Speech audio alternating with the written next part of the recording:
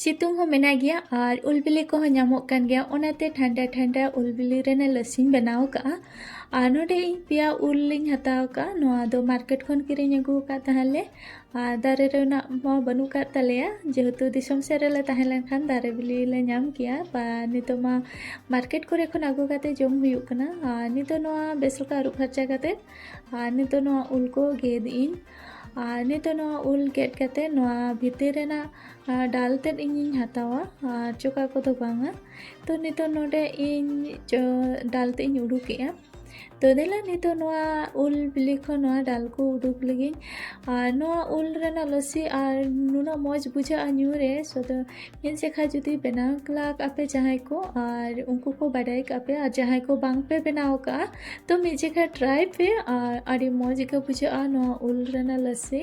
और बढ़ती सामान को बाय दरकारोआ मिटम बारिया सामान दरकारोआ तो चे सामान को दरकारोआ ओना दो लाहास इन ले आपे चलो नितो नोआ उल बिली खन नोआ रेना डालते इन उडुक हुई लगे तो नोडे इन बारिया उल गिन मेसाया बढ़ती दो बांगा और जोतो डाल को इन उडुक हुई किया नितो नोआ ग्राइंडर अगु हुआ ग्राइंडर लगी ते मिक्सी जार इन हताव का और नोडे जोतो उल बिली को एम किया नितो नोडे 2 चम्मच चीनी एमिया और कट बारिया इलायची ओना सलाते नोडे 2 चम्मच दही तो निना के सामान तो दरकारोआ और चेद हो बाय दरकार नितो नोआ रे कटी तलान दा दुल कते ग्राइंडर अगु हुआ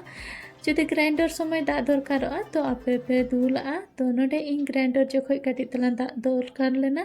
तो इन दुल का एंतर हो दरिया ᱧᱚᱜ गया और नोडे आर कटी तलान दा दुल कते नितो नोआ बेस लकिन मेसाया और नितो नोडे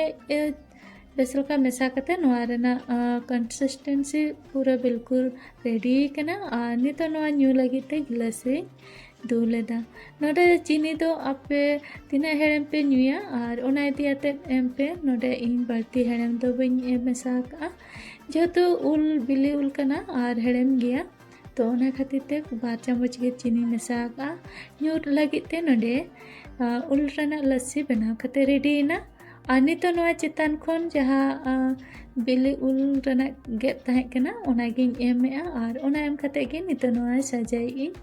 और नोका बनाव कते जहाँ पेड़ा हर को सितुंग बेड़ा को हजुक खान ओड़ा रे आपे एमा को पे निहाती अड़ी जोर को खुशिया और आपे हो पे खुशिया गया जुदी जहाँ को बांग पे ट्राई का मिजिका ट्राई तबन पे रेसिपी पे खुशिया खान लाइक शेयर और सब्सक्राइब का पे और हजुक खान दिन रे नोका रेसिपी को आपे को ठेन सेटरमा तेहenya लस्सी रेसिपी सलाते आपे ठेन खन बिदाई हताय मा तबे जतो को गे नापाय रे ताहन पे जोहार।